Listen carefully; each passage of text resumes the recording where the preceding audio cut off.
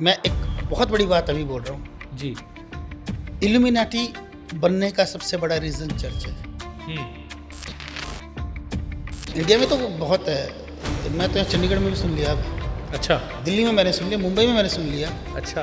बेंगलुरु वगैरह तो मुझे पता ही था। जहाँ पे चर्च से है हाँ, इनके चर्चेस है जहाँ पे। सैटानिक। तो चर्च में एक जगह मैं देख रहा था, इन्होंने प्रीस्ट होमोसेक्सुअल रख ली। अगर कोई पास्टर ऐसा कर रहा है या कोई चर्च ऐसा कर रहा है, कंडेम देम, विश्वास के खिलाफ। ये शैतान सारी चीज़ें कर रहा है, अभी वो ब्रीड खराब कर रहा है। अगर ये क्या बोलते हैं, जो भी है अल्फ़ाबेट कम्युनिटी, अगर ये अल्फ़ाबेट कम्युनिटी आज से 300 साल पहले होती तो क्या आप और मैं पैदा होते? वैसे आपके हिसाब से स्पिरिचुअल फादर कॉन्सेप्ट बिब्लिकल है कि नहीं? अच्छा, मेरे हिसाब से तो नहीं है ब्रदर, मेरे हिसाब से भाई है। कोई मुझे आके पापा जी बोले और मैं उसे ना टोकूं सिवाय मेरे बच्चों के, तो परमेश्वर मुझे उठा ले उस दिन।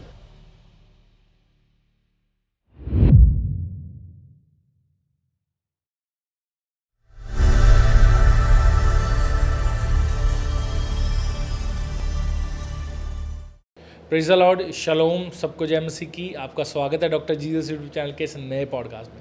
आज का पॉडकास्ट बड़ा ही खास है। वीडियो के टाइटल और थंबनेल से आप जान गए कि आज का ये पॉडकास्ट किस विषय में होने वाला है, और गेस्ट कौन है इनको आप पहले से ही जानते हैं। आज बात करेंगे पास्टर जी से इल्यूमिनाटी, सैटनिज्म के बारे में, क्योंकि हमारे इर्द गिर्द बड़ी ऐसी चीज़ें चल रही हैं जो हमारे वो भाई या बहनें डिस्कस कर रहे हैं जिनको बाइबल का पता नहीं, क्योंकि सैटनिज्म, इल्यूमिनाटी, इन सभी की तारें मेनली बाइबल से जुड़ती हैं और हमें इनकी बड़ी सारी रेफरेंसेस मिलती हैं जिनमें हमें पता चलता है कि ये धरती पे क्या करना चाहते हैं और परमेश्वर कैसे डिस्ट्रॉय करेंगे इनको। तो जानते हैं आज पास्टर जी से। जी पास्टर जी। सबको जय मसीह की जय मसीह भाई। तो देखिए, इस टॉपिक पे हम बात मैं कर चुका हूँ पहले कई बार जी। लेकिन हाँ, आज कुछ नया हम बताएंगे इसके बारे में। जी। कुछ नई चीज़ों की खोज करेंगे इसमें। सबसे पहले ये ओरिजिन क्या है इसका। जी। ये मैं पहले कह चुका हूँ कि शैतान को गिराया गया स्वर्ग से, और उसने आकर के स्वर्गदूतों को करप्ट किया, इंसानों को करप्ट किया। उसके बाद मैं ये जो सेटनिज्म, इल्यूमिनाटी और ये जो सब कुछ जो बना है, कब बना, कैसे बना, कुछ कॉन्टेस्ट के साथ, मैं कुछ नामों के साथ आपको बताऊंगा। जी। एक्चुअल में ब्रदर क्या है, मैं एक बहुत बड़ी बात अभी बोल रहा हूँ। जी। इल्यूमिनाटी बनने का सबसे बड़ा रीज़न चर्च है। ये करेक्ट है। चर्च क्या है, थोड़ा सा इतिहास में जाएंगे। प्रभु यीशु मसीह के जी उठने के बाद, उनके स्वर्ग जाने के बाद, प्रभु यीशु मसीह के चेलों ने जगह जगह जाकर के प्रभु यीशु मसीह का प्रचार किया, उनके सुसमाचार का, मन फिराव का प्रचार किया। जी।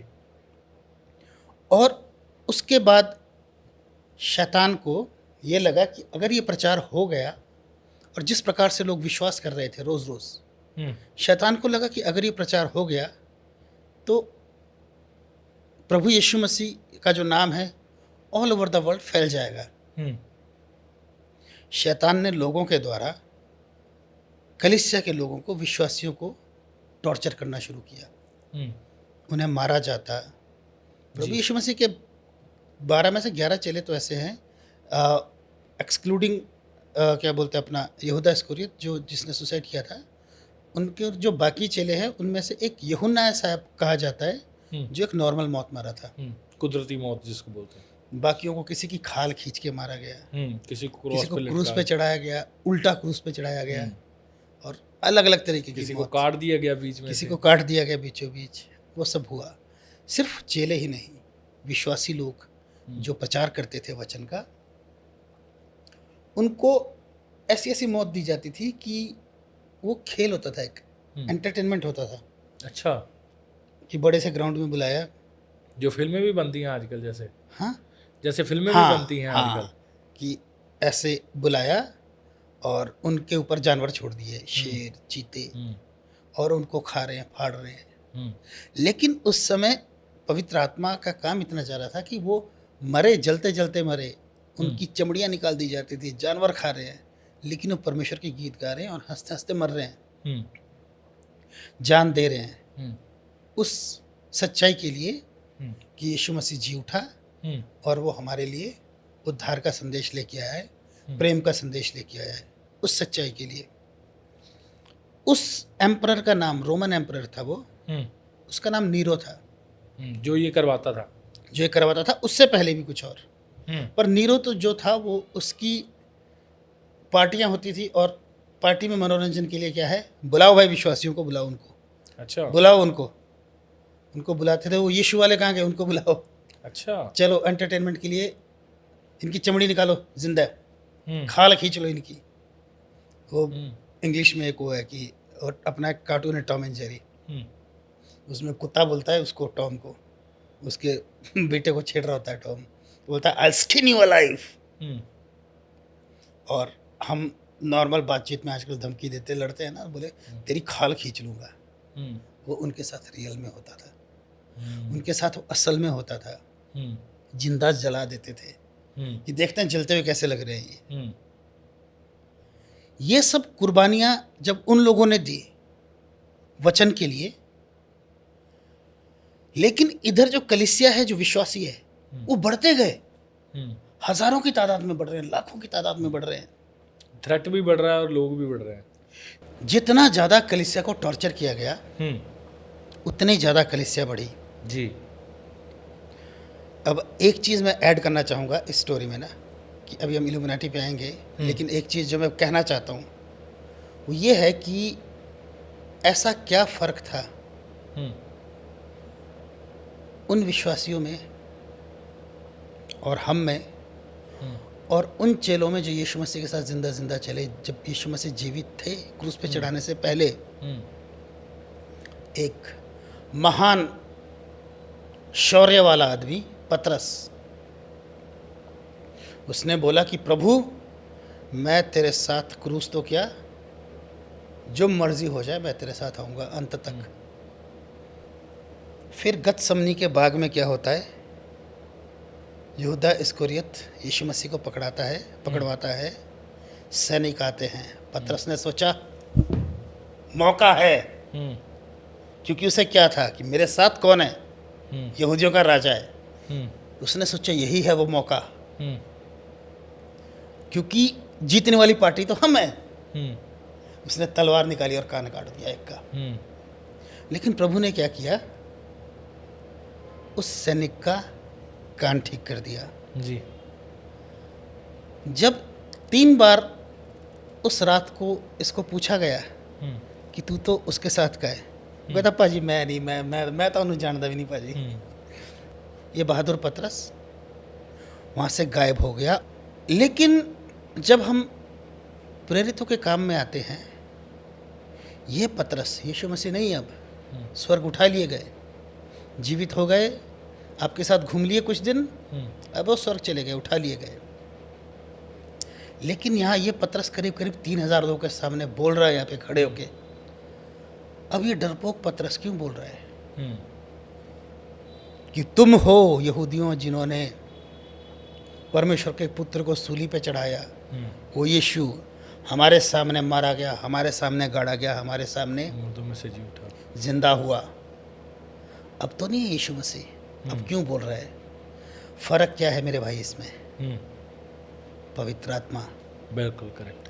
क्योंकि उस दिन पवित्र आत्मा उतरा था, और आज भी आपके और मेरे लिए यीशु मसीह जीवित है।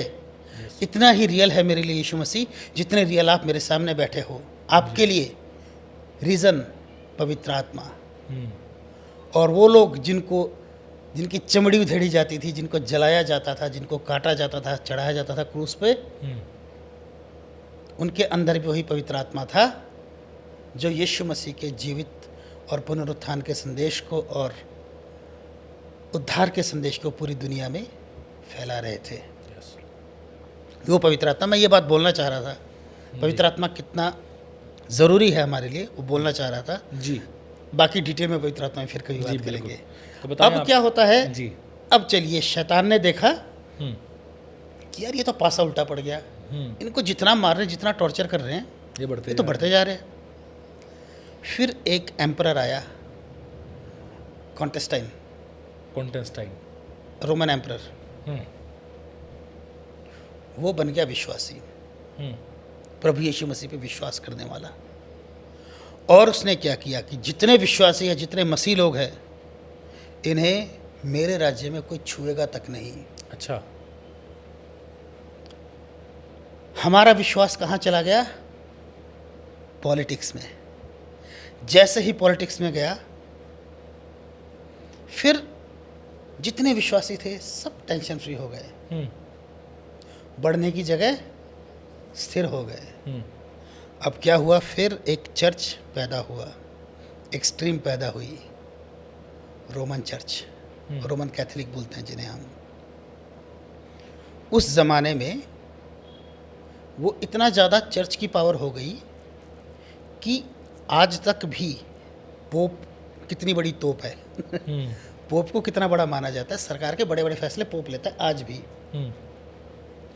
उस समय सरकार में जब हमारा विश्वास पॉलिटिक्स में घुस गया, हमारे विश्वास में पॉलिटिक्स घुस गई, आपको मारा नहीं जा रहा है, आपको जलाया नहीं जा रहा है, लेकिन आपको तंग नहीं किया जा रहा है, आप हो गए टेंशन फ्री। अब आप मज़े से रह रहे हैं। अब आप, क्योंकि आपका राजा वही है जो आप हो, तो अब आप उसके साथ राजा वाला फील कर ले रहे हो। रोमन कैथोलिक चर्च बनता है। क्या होता है? धीरे धीरे धीरे धीरे विश्वास तो था, लेकिन धीरे धीरे अपनी डॉक्ट्रिन्स उसमें इंट्रोड्यूस हुई। यहाँ तक हाल हो गया कि आम जनता से, आम विश्वासी से बाइबल छीन ली गई। अच्छा। आम विश्वासी बाइबल नहीं रख सकता था। अच्छा, जब जो रोमन चर्च बना। जो चर्च बताएगा वो सही है, अच्छा। क्योंकि चर्च बता रहा है बाइबल की सच्चाई। चर्च बताएगा बाइबल की इसके सच्चाई। हिस्टोरिकल एविडेंसेस है। एग्जैक्टली हिस्टोरिकल एविडेंस है। मैंने एम्परर का नाम ले लिया ना, एम्परर का नाम लिया, कौन सा? ये सब चर्च हिस्ट्री में लिखा है पूरा सब कुछ। तो इस चर्च ने अपनी डॉक्ट्रिन्स डाल दी। क्या हम मदर मैरी से प्रार्थना करते हैं? नहीं करते। मदर मैरी से प्रेयर। क्या हम एंजल्स से प्रार्थना करते हैं? नहीं। जबकि स्वर्गदूत आकर के भविष्यवक्ताओं को ये बोलता था कि मैं तेरा कलीग हूँ, जैसे तू परमेश्वर की सेवा करता है मैं भी वैसा ही सेवक हूँ। लेकिन वो स्वर्गदूतों से प्रार्थना करना, वो मदर मैरी से प्रेयर करना, वो अपनी डॉक्ट्रिन्स लगाना कि ऐसा नहीं ऐसा है, पवित्र आत्मा को विश्वास से चर्च से निकाल देना। पवित्र आत्मा पर्सन नहीं रह गया, फिर पवित्र आत्मा एक व्यक्तित्व नहीं रह गया। पवित्र आत्मा एक वो रह गया कि हाँ है, पिता पुत्र पवित्र आत्मा है, पवित्र आत्मा है, ठीक है। लेकिन यीशु मसीह दुनिया में नहीं है अब। यीशु मसीह कहाँ बैठा है? पिता के दाहिने। दुनिया में कौन है? यीशु का आत्मा, पवित्र आत्मा। पवित्र आत्मा जब चर्च से दूर होने लगा, आम विश्वासी के हाथ से जब वचन जाने लगा, विश्वासियों की ग्रोथ कम हो गई। फिर 13वीं सदी में ज़ेकोस्लोवाकिया में, अब इल्यूमिनाटी पे आएंगे हम लोग धीरे धीरे, है ना। ज़ेकोस्लोवाकिया करके एक कंट्री है, वहाँ पे एक कहानी बड़ी मशहूर है और वो किताब अभी भी है, बुक ऑफ सेटन बोलते हैं उसको। कि एक सन्यासी था और वो अपने हिसाब से, मतलब अपने रूल्स से नहीं चलता था, तो उसको पकड़ के राजा के पास ले गए। उसने बोला राजा को कि मैं एक ऐसी किताब लिखूँगा जो दुनिया के लिए, दुनिया की भलाई में काम आएगी। तो राजा ने बोला एक रात का टाइम है तेरे पास, लिख, नहीं तो सुबह तेरे को मौत की सज़ा मिल जाएगी या जो भी तेरे को सज़ा मिलेगी। वो लिखने लगा संत, उससे आधी रात होगी, लिखी नहीं गई, कहाँ लिख पाएगा किताब। तो उसने आधी रात को फिर शैतान को बुलाया, कुछ रिचुअल्स किए, शैतान को बुलाया। शैतान को उसने बोला कि मैं अपनी रूह तुझे दे दूंगा, एक किताब लिखने में मेरी मदद कर। शैतान ने वो किताब खुद लिखी, कहा जाता है शैतान ने वो किताब खुद, वो किताब आज भी है ज़ेकोस्लोवाकिया में, उनके म्यूज़ियम में वो किताब आज भी है। वो किताब गधे के चमड़े पे लिखी गई है और उसका वज़न करीब करीब 85 किलो है। अच्छा। और कितने पेज की है, क्या उसका साइज़ है? 8 इंच तो मोटी है वो, और करीब करीब एग्जैक्टली डायमेंशन याद नहीं, पर काफ़ी बड़ी किताब है जिसका वज़न ही 85 किलो है। किताब लिखी गई, सुबह शैतान ने उसकी रूह ले ली, वो मर गया।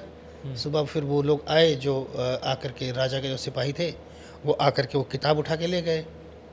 तो किताब को बोलते जब वो कुछ लोगों ने जिन्होंने पढ़ा तो वो बोलते कि जो इसके शब्द लिखे हैं इसमें, वो ऐसे आकाश में तैरते हुए सामने तैरते हुए दिखते हैं हमें। अच्छा। शैतानी किताब। वो शैतानी किताब की फिर कुछ जैसे जैसे जो भी इसमें लिखा था, उसमें क्या लिखा था, उसमें पहली फ़ोटो तो शैतान की थी बनी हुई। अच्छा। फिर उसमें ये लिखा था कि शैतान अच्छा क्यों है, शैतान अच्छा क्यों है, शैतान भला क्यों है। अब ये शैतानी किताब का टॉपिक हम यहाँ बंद करते हैं, इसको आगे लाएंगे।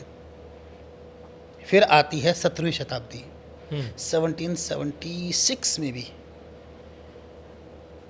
जर्मन में एक प्रोफेसर था जर्मनी में।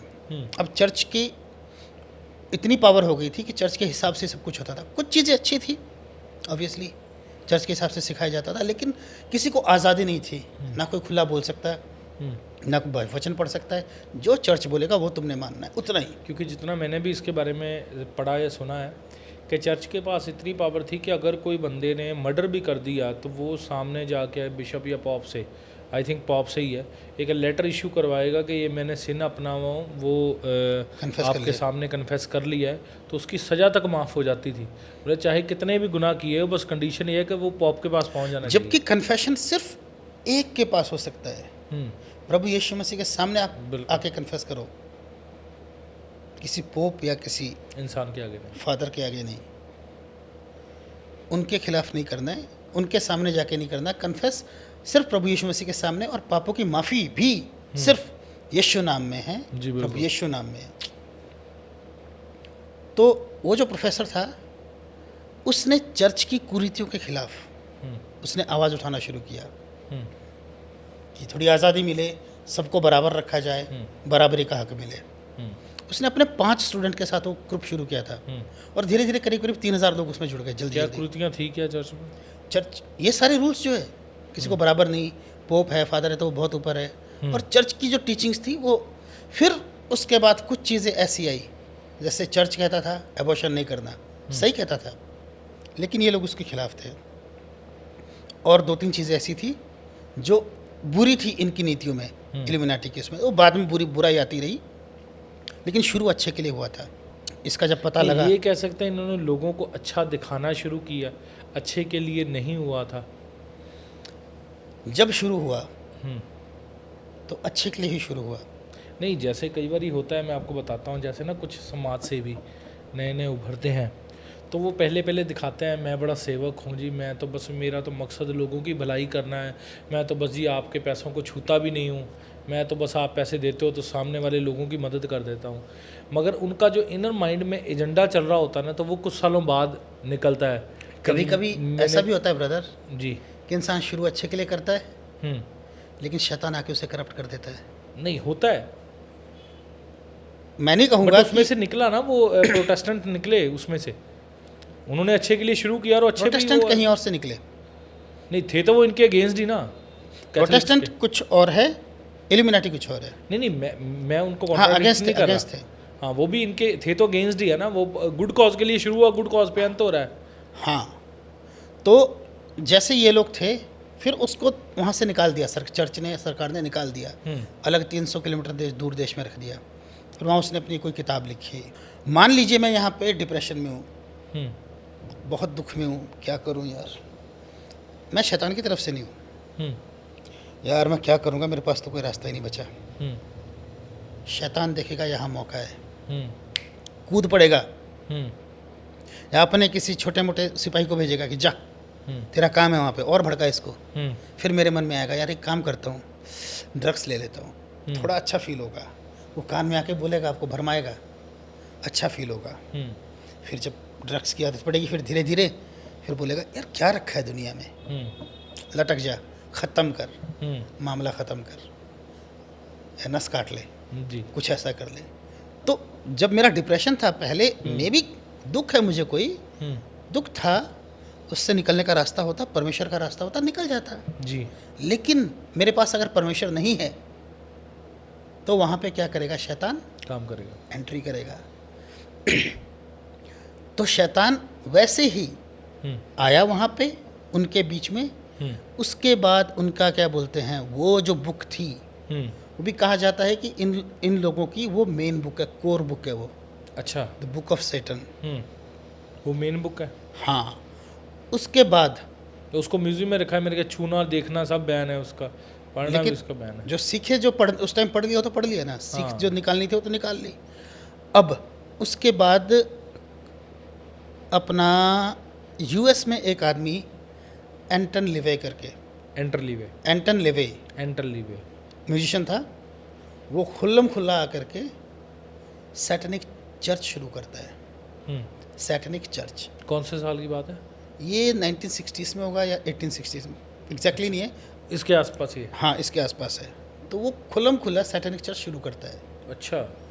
तो कुल मिला के बात यह है कि जब ये जो इल्यूमिनाटी वाले हैं ये वहीं थोड़ी रहे, धीरे धीरे पूरे यूरोपियन कंट्री में फैल गए, फिर चले गए यूएस, अमेरिका तक पहुंच गए, अलग अलग देशों में दुनिया के पहुंच गए। अभी तो इंडिया में तो बहुत है।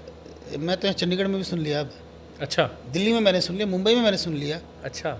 बेंगलुरु वगैरह तो मुझे पता ही था। जहाँ पे चर्चेस है इनकी। हाँ, इनके चर्चेस है जहाँ पे। सैटानिक। अच्छा। इनका मेन काम क्या है, मतलब मैं कुछ पॉडकास्ट देखता हूँ रिसेंट, तो मेरे ही किसी पुराने पॉडकास्टर रेफरेंस लेते हैं लोग ना, कि सेटन का मतलब है opposer, the one who opposes God, परमेश्वर के खिलाफ जाना है बस। तो ये परमेश्वर के खिलाफ ही गए। शैतान का मेन काम ये नहीं है कि तुम मुझे वर्शिप करो। याद करो अदन की वाटिका में शैतान ने ये नहीं बोला कि परमेश्वर ने तुम्हें यह कहा है उसको छोड़ दो, ये फल खा लो और मुझे पूजो। उसने सिर्फ उनको ये बोला कि परमेश्वर के खिलाफ हो जाओ, ये फल खा लो, परमेश्वर ने मना किया पर तुम खा लो, उसके खिलाफ हो जाओ। तो शैतान का मेन काम है खुद और इंसानियत को परमेश्वर के खिलाफ करना, कि जो डॉक्ट्रिन्स परमेश्वर की है, जो सीख परमेश्वर की है, आप उसके खिलाफ हो जाओ। इसीलिए सैटेनिक चर्च में दरवाजे पे एंट्री के टाइम पे बाइबल रखी जाती है। अच्छा। उस पे पैर रखो और अंदर जाओ, कि मैं तेरे वचन पे पैर रख। कि जो तू कहता है मैं उस पर अपनी जुत्ती रखता हूँ और मैं चला अंदर। अच्छा। परमेश्वर के खिलाफ, परमेश्वर के वचन के खिलाफ जितना कर सको वो करो। उसके बाद फिर अगर तो आप पूजा कर रहे हो तो बोनस है उसके लिए। वैसे ही शैतान क्या बोलता है, इल्यूमिनाटी क्या बोलते हैं, करीब करीब 70% जो बहुत अमीर लोग हैं वो इल्यूमिनाटी के मेंबर्स हैं, सैटनिज्म और इल्यूमिनाटी। अब एक ही चीज़ है, अलग अलग नहीं है कुछ। ये तो बस उसको कैटेगराइज कर दिया है। तो उसके मेंबर्स सीक्रेटली इल्यूमिनाटी का अकेला कर रहे थे, तो अभी ओपनली कर रहे हैं। अभी क्योंकि कुछ साल से ना अभी नोटिस किया होगा पास्टर जी आपने भी, लूसीफर, सेटन और ये वर्ड्स सैटनिक ये इतने कॉमन हो गए हैं, इल्यूमिनाटी इतना कॉमन वर्ड हो गया है, लोगों के टैटूज बनाए हुए। अभी हर गाड़ी के पीछे आप देखोगे ना, तकरीबन 10 में से एक गाड़ी के पीछे, 2 गाड़ी के पीछे बेफेमेंट बना होता है, जो सिंग्स वाला जानवर सा वो 12 सिंगा सा बनाया होता है, मतलब हर गाड़ी के पीछे। अभी लड़कों ने शौक से ट्रायंगल के ईवल आई के थर्ड आई वाले, थर्ड आई वाले वो टैटूज ऐसे बनाए। उनको पूछो क्या मतलब है, बस ये ट्रेंड है जी, है ना। मतलब इतनी ज़्यादा कॉमन कर दी गई है, मार्क ऑफ द बीस्ट इतना कॉमन कर दिया गया है। मैं ब्रदर आपको कहना चाहता हूँ और अपने सुनने वालों को भी, बी अवेयर, आप क्या चिपकाते हैं, क्या पहनते हैं, आपकी क्या बेडशीट में क्या बना है, किस चीज़ में क्या बना है, क्योंकि शैतान को आपकी ज़िंदगी में घुसने के लिए रास्ता चाहिए, बस छोटी सी ओपनिंग चाहिए उसको। बिल्कुल। इन चीज़ों को नॉर्मल ना रहे, ये चीज़ें है और आजकल के दिनों में तो है ही। और जो मैंने कहा था कि शैतान मौका ढूंढता है, वचन में ये भी लिखा है कि शैतान के पास हर टाइप के डीमंस हैं और इंसान की इच्छाओं के अनुसार वो नीचे से रिलीज़ करता रहता है गड्ढे से, हाँ, पिट से, जो वो जो नरक का गड्ढा है ना, बिल्कुल, वहाँ से आपकी इच्छा, कभी ड्रग का, कभी अल्कोहल का डीमन है ना, कभी लस्ट का डीमन, कभी किसी का, तो उसके पास हर चीज़ की दवा है जी। इसलिए इन सब चीज़ों का ध्यान रखें। तो बेसिकली ये अभी तक इल्यूमिनाटी का ये चीज़ है, जो इल्यूमिनाटी और सैटनिज्म कहाँ से क्या हिस्ट्री थी, कहाँ आकर के अभी ये पहुँचा है। उसके बाद अच्छा, मेनली जो आपने अभी तक क्लियर किया, इल्यूमिनाटी, सैटनिज्म, मतलब लूसीफरिज्म, ये सारी चीज़ें एक ही हैं। इन सब का बॉस लूसीफर है। हाँ, और ये बन के जैसे मर्जी आए, जहाँ मर्जी से आए, लेकिन है ये वही सैटनिज्म। जी। पहले इल्यूमिनाटी बनाया गया खिलाफ, चर्च की टीचिंग्स के खिलाफ। जब खिलाफ बहुत अच्छा चला तो क्यों ना उसको वर्शिप बना दो, फिर सैटन की वर्शिप बना दी, तो वैसे सैटनिज्म बना। अब एक रिलीजन और है, मेसन करके बोलते हैं, वो रिलीजन फ्री मेसन। हाँ, वो भी शैतानी है, वो भी शैतानी है। एनीथिंग जो गॉड की टीचिंग्स को, जो सही चीज़ को खिलाफ है, वो शैतानी है। मेनली एजेंडे तो इनके एक ही हैं। मतलब अगर अभी बात की जा रही थी कुछ टाइम पहले मतलब न्यू वर्ल्ड ऑर्डर की, या कह लो वन वर्ल्ड नेशन की, वन वर्ल्ड गवर्नमेंट की, है ना, तो वो सारी चीज़ें ये कहीं ना कहीं बाइबल से कनेक्ट होती हैं। तो मैं चाहता हूँ आगे बढ़ने से पहले कि आप दर्शकों को ये चीज़ ज़रूर क्लियर करें कि ये चीज़ें बाइबल में कैसे कनेक्ट हो रही हैं और बाइबल से कैसे निकल रही हैं। बाइबल में लिखा है ना इन सब के बारे में, जी। और लोगों के लिए ये ट्रेंड है, फैशन है, लेकिन उनको नहीं पता कि ये सच में हो रहा है। उन्होंने बाइबल की चीज़ों को क्या बोलते हैं, जैसे अपना चलो छोटी चीज़ बताता हूँ आपको, कई चीज़ें कूल लगती है। जैसे अपना स्टोन कोल्ड स्टीव ऑस्टिन करके एक रेसलर है, रेसलिंग WWE फॉलो करते हैं आप? देखिए रेसलिंग, बचपन में देखी है। स्टोन कोल्ड याद है? स्टोन गोल्ड, हाँ याद है। वो क्या बोलता था? ऑस्टिन 316 सेज, ऑस्टिन 316 वो कहाँ से चुराया था? जॉन 316 से। अच्छा, है ना, जॉन 316 से। केन को, और अंडर केन को बोलते थे, केन करके एक रेसलर था, केन, हाँ। कि डेविल्स फेवरेट डीमन। अच्छा, हाँ, वो उसका कैरेक्टर था उसमें, पर वो उसमें ऐसा बनाया गया। आगे अभी रेसलर्स कहीं मैं देखता हूँ, उनके टैटूज कुछ वैसे हैं, पूरे शरीर पे टैटू किए हुए हैं, वो कुछ में ईवल आई बना, पूरा डेमोनिक, है ना। मूवीज बहुत सारी ऐसी है। ये तो वैसे है ही पूरा डेमोनिक ना, WWF। नहीं, मैं पूरा डेमोनिक नहीं है ये चीज़ें, अच्छा। ये प्रोफेशनल रेसलिंग है। इनमें कई हिस्सों में आ गई है ये चीज़ें, हाँ। ठीक है। अब अभी अपना- करप्शन तो अभी सिंगिंग ले लो, मैं नहीं कहता सिंगिंग बुरी है, अभी सिंगिंग में भी इल्यूमिनेटी घुस चुका है। अभी MJ वो कब का सिंगर है? माइकल नहीं जैक्सन। मैं पंजाब की उसकी बात कर रहा हूँ मतलब। पंजाब में मैं देखो गारंटी के साथ मैं किसी का नाम नहीं लूँगा, क्योंकि जब तक मैं एग्जामाइन ना करूँ प्रॉपर, तो मैं नाम नहीं लूँगा कि भाई नहीं ये नाम है। नहीं हम ले रहे, मैं कह रहा हूँ कि घुस चुका है। हाँ, बॉलीवुड हॉलीवुड में घुस चुका है हमारी। पर अगर कोई ये बोले ना, कोई ये सोचे कि यार मुझे मशहूरी चाहिए तो मुझे बना दो, ऐसे नहीं होता। नहीं ऐसे नहीं है, ये तो वो fake है। चूज करते हैं आपको, हाँ वो चूज करेगा हाँ। कि ये इसको उठाता हूँ। वही जो बाइबल में लिखा है, मैं तूने मुझे नहीं मैंने तुझे चुना है, वो उसको डेवल अपने तरीके से कर रहा है, क्योंकि वो परमेश्वर के चैप्टर को कॉपी करता रहा है। एग्जैक्टली। शैतान क्या है? कॉपी कैट है। इधर जो परमेश्वर ने बनाया उसकी एग्जैक्ट कॉपी बना देगा, लेकिन उसको अपने हिसाब से ट्विस्ट कर देगा, थोड़ी सी चीज़ें इधर उधर बदल के। लोग क्या सोचेंगे, ये जो ये बोल रही है तो वही है, लेकिन यहाँ पे थोड़ी चीज़ अच्छी है, क्योंकि यहाँ पे आपको क्या मिल रहा है? आज़ादी गलत करने की, लिबर्टी मिल रही है आपको गलत करने की। मैं देखता हूँ, वही चर्च की बात मैं बता रहा हूँ आपको, कि पोप ने एक होमोसेक्सुअल मैरिज करवाई, पढ़ी, दैट्स टोटली रॉन्ग। सदोम और गमोरा क्यों मारा गया था? व्यभिचार की वजह से। और कौन सा व्यभिचार? खास करके ये होमोसेक्सुअल, बिल्कुल। एग्जैक्टली।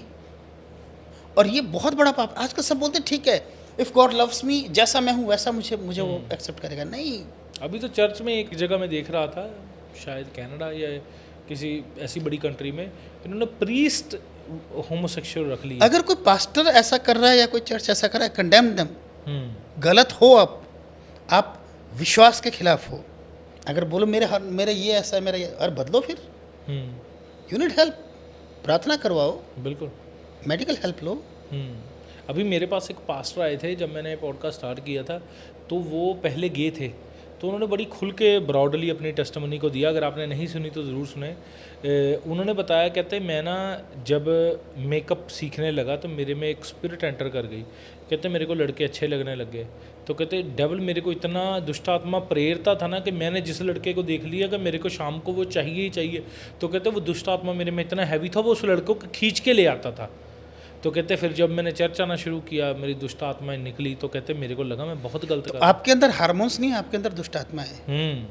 You need help. और हाँ, I hate the sin you do, but I love you because my God loves you and I want you to repent and seek help. मदद लो, जी बिल्कुल आपके हार्मोन्स ऐसे नहीं है, बिल्कुल। आपके अंदर कुछ और चीज़ है। मदद लीजिए। और परमेश्वर निकालेंगे आपको इस शर्मिंदगी से, अगर आप उसको कन्फेस करेंगे, आप उसके सामने घुटने लगाएंगे, तो परमेश्वर आपके बच्चों को बचाएंगे। एग्जैक्टली मैंने कहा इन चीज़ों में मदद की ज़रूरत है और मदद मिलती है, परमेश्वर मदद करता है। मदद करने के लिए बैठे हैं, आप आइए, परमेश्वर का रास्ता हम बताएंगे। नहीं, ऐसा नहीं है। हम परमेश्वर से ये नहीं बोलते हम कि परमेश्वर के ठेकेदार हैं, नहीं। परमेश्वर ऐसा नहीं कि सिर्फ मेरे द्वारा ही चमत्कार करता है, हर विश्वासी के द्वारा परमेश्वर चमत्कार कर सकता है। जी बिल्कुल। उसने सामर्थ्य दी है सबको, लेकिन ज़रूरी है आपके लिए कि अगर आपको ऐसा लग, this is really serious topic, इस पे पता नहीं क्यों नहीं कोई बात नहीं करता, क्योंकि इसको वही है, देखो प्रोपेगेंडा वही है कि आप इस पे बोलेंगी तो कुछ सेंटिमेंट्स हर्ट हो जाएंगी, भावनाएं हर्ट हो जाएगी। होने दो सेंटिमेंट्स हर्ट, जिंदगियां हर्ट नहीं होगी कम से कम, नरक की आग में नहीं मरोगे कम से कम। बिल्कुल। और मेनली ना एक चीज़ पास्टर जी, अगर हम इसको नोटिस करें ना, तो जो किन्नर्स होते हैं एक्चुअली, वो किन्नर ही होता है, वो सेक्सुअल एक्टिविटी में इन्वॉल्व नहीं होता। ये सभी हाँ। लोग सेक्सुअल एक्टिविटी में इन्वॉल्व हैं। हाँ, किन्नरों का मेंशन है बाइबल में, और भी ग्रंथों में किन्नरों का मेंशन है, ठीक है, लेकिन इतने सारे अल्फ़ाबेट यार। कोई बोल रहा है I recognise myself as a cat, कोई तो ये भी बोल रहा है I recognise myself as a computer, हाँ, as a computer, as a robot. हाँ, तो सीरियसली आई एम सॉरी, मैं ये बोल रहा हूँ, आई एम बीइंग हार्श, लेकिन आप लोगों को मदद की ज़रूरत है, और हाँ, मदद करने के लिए परमेश्वर है। अगर आपके पास, आपके लव वंस में, आपके फैमिली में, रिलेटिव में आपको कोई भी ऐसा मिलता है, कोशिश करें उसको परमेश्वर के कलाम में से समझाने की, और अगर वो ना समझे तो उसके लिए प्रार्थना ज़रूर करें, क्योंकि इन लोगों को छुटकारे की सबसे अधिक ज़रूरत है। क्योंकि होता क्या है, पहले ये लोग इन बातों में ज़्यादा इन्वॉल्व होते हैं, फिर सेक्सुअली एक्टिविटीज़ में इन्वॉल्व होते हैं, और उसके बाद करते करते करते ये अपने आप को एक ऐसे गड्ढे में फेंक लेते हैं जहाँ से निकलने का इनको कोई वे आउट नहीं मिलता, और बाद में ये अपनी ज़िंदगी को तबाह हाल देखते हैं और ख़त्म हो जाते हैं। परमेश्वर नहीं चाहता कि कोई रूह ख़राब हो, इसलिए शायद परमेश्वर का आत्मा हमें लीड कर रहा है कि इस विषय पे हम बात करें, क्योंकि ये हमारा विषय नहीं था। परमेश्वर ने आदम और हवा को बनाया, उन्हें कहा फलो फूलो। उसके बाद जब शैतान को श्राप मिला परमेश्वर से कि इस स्त्री का वंश तेरा सिर कुचलेगा, मेरे प्रियो याद रखिए, शैतान ने क्या किया, उसने सोचा मैं वंश को ही करप्ट कर देता हूँ। तो शैतान सारी चीज़ें कर रहा है, अभी वो ब्रीड खराब कर रहा है, वही चाहता है। सोचिए ज़रा, अगर जो ये सब, अगर ये क्या बोलते हैं, जो भी है अल्फ़ाबेट कम्युनिटी, अगर ये अल्फ़ाबेट कम्युनिटी आज से 300 साल पहले होती तो क्या आप और मैं पैदा होते? बिल्कुल। अगर सब ऐसे हो जाते तो क्या हम पैदा होते? ये देखिए, मैं वैसे नहीं बोलता हूँ, लेकिन शायद परमेश्वर, ये हमारा टॉपिक ही नहीं था, परमेश्वर, अभी भाई ने भी कहा परमेश्वर बुलवा रहा है, तो ये ज़रूरी चीज़ है। जी बिल्कुल। आते हैं आपके अपने टॉपिक पे जी। तो हम बात कर रहे थे इल्यूमिनाटी की, हम बात कर रहे थे सैटानिज्म की। तो ये आज की डेट में, चाहे क्लोथिंग हो गया, चाहे फूड हो गया, चाहे हमारी डेली एसेंशियल्स होगी, कोई भी चीज़, हर एक चीज़ में ये इन्वॉल्व हो चुका है। और हम जानते हैं जो अंत का समय अभी चल रहा है, अभी फूड कंट्रोल किया जाएगा, हमारे आसपास की सारी चीज़ें कंट्रोल की जाएंगी, और अंत में उसी मुहर को लेने की बात की जाएगी जिसके बारे में बाइबल में लिखा है। हाँ। तो कैसे उन चीज़ों को, उस समय को टैकल किया जाए, या कैसे उस समय को हम अवॉइड कर सकते हैं ताकि हम रैप्चर में उसके साथ जा सकें, या इन चीज़ों से अवॉइड, देखिए, रैप्चर में जाने के लिए और इन सब चीज़ों को अवॉइड करने के लिए आपके पास वचन है परमेश्वर का। पहली बात तो परमेश्वर के भय में चलिए, परमेश्वर के भय में रह के चलिए, और आज्ञाओं को मानिए। वचन में जो आज्ञाएं लिखी है बहुत ज़रूरी है उन्हें मानना। ये मत, ठीक है, मान गए, आप अनुग्रह के द्वारा बचाए गए हो, आपके विश्वास ने आपको बचाया है, परमेश्वर ने अनुग्रह किया है, तो आपको उद्धार मिला है। लेकिन इसका मतलब ये नहीं है कि आप दोहराते रहो पाप, क्योंकि उद्धार, आपको फिर उद्धार मिला ही नहीं है। सल्वेशन उससे मिलती है जो मन फिराता है। अगर आपने अपने कामों से, बुरे कामों से मन नहीं फिराया है जी, तो आपको सल्वेशन मिलेगी ही नहीं। तो आपको वो ट्रायल्स एंड ट्रिबुलेशंस में जाना पड़ेगा, उस समय में आप जाओगे। जी। इसलिए प्योरिटी ज़रूरी है। अच्छा, तो पासा जी एक और चीज़, कोई किस्सा अपना ऐसा आपके साथ कोई हुई हो चीज़, कोई ऐसा सुपर नेचुरल का एक्सपीरियंस हुआ हो, चाहे किसी दुष्ट आत्मा के साथ या कुछ भी, जो आप शेयर करना चाहें दर्शकों के साथ? दुष्ट आत्माओं से तो ब्रदर पाला पड़ता रहता है। पास्टर हूँ मैं, तो मेरा पाला पड़ता रहता है दुष्ट आत्माओं से। जी तो ऐसा कौन सा किस्सा बताऊँ, क्योंकि इतने सारे हैं कि मैं कौन सा बताऊँ जी, अब कोई, आपको? क्योंकि मैंने पूछा आपसे इसलिए क्योंकि आप शिमला से बिलोंग करते हैं, है ना? तो हिमाचल की कुछ वीडियोस हमने देखी ऐसी जिसमें बच्चे स्कूल से मतलब ऐसे कूद कूद के जा रहे हैं जैसे उन पे कोई दुष्ट आत्मा का अटैक हुआ पड़ा है। हिमाचल में ये बात है। जी देखिए, मैं हिमाचल के बारे में फिर कहता हूँ, बेशक हिमाचल से भोले लोग और हिमाचल से अच्छे लोग, हमारे पहाड़ों से अच्छे, हिमाचल के साथ उत्तराखंड भी मैं बोलूँगा, जी और अपना पहाड़ी एरिया जितना भी अभी जी, तक, जी। आप बुरा मत मानना प्लेन्स के लोग, कि हमारे पहाड़ों के लोगों में ना अभी भी वो सादगी और अच्छाई हाँ, है। इसमें कोई शक वाली बात नहीं है। प्योरिटी है, Purity पानी है में अभी भी है और लोगों में भी है। हाँ, ये चीज़ है। तो वो प्योरिटी है, बट द थिंग इज़, हमारे पहाड़ों पे, मैं बाकी पूरे हिमाचल में वैसे तो लोग जानते हैं, कई लोग पता नहीं क्या बोलेंगे कि ऐसा है, लेकिन मैं सच बोलूँगा, मेरे गांव में कई ऐसे हैं, कई लोग ऐसे हैं, कई देवता ऐसे हैं जो बाद में देवता बने हैं, पर वो भूत हैं। वो बोलते हैं खुद कि मैं तो भूत हूँ।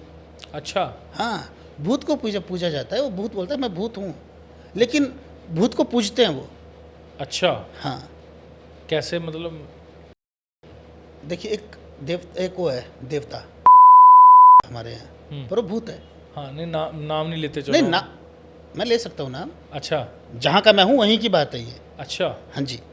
वो लोग आपको बाद में कहेंगे नहीं आपने हमारे देवता नहीं, वो देवता खुद बोलता है भूत हूँ मैं। कैसे? अच्छा, जब वो लोगों में आता है। हाँ, अच्छा सारे लोग जानते हैं भूत है। अब ऐसे ही एक क्या बोलते अच्छा, हैं, लोग डर के मारे उसको रिस्पेक्ट दे रहे हैं। एग्जैक्टली पूछते हैं। मे बी उनके अच्छे काम भी किए होंगे उसने लोगों के। हाँ, और सबसे बड़ी बात तो ये कि रिलीजन में मैक्सिमम तो डर ही तो था, जिससे कई सारे रिलीजन जो पैदा हुए हैं, डर ही तो था उसमें। कैसे? अब भाई, आपके पीछे शेर पड़ गया और आप भाग रहे हो, हम्म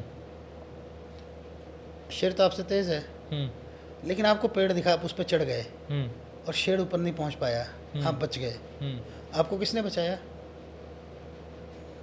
पेड़ ने बचाया। अल्टीमेटली यही कहा जाएगा। तो आप उस पेड़ को पूजने लग गए। हाँ क्यों? बिकॉज आपको पता नहीं था परमेश्वर कौन है, हाँ, वरना वो पेड़ क्या है? परमेश्वर की बनाई हुई चीज़ क्रिएशन है। है बिल्कुल।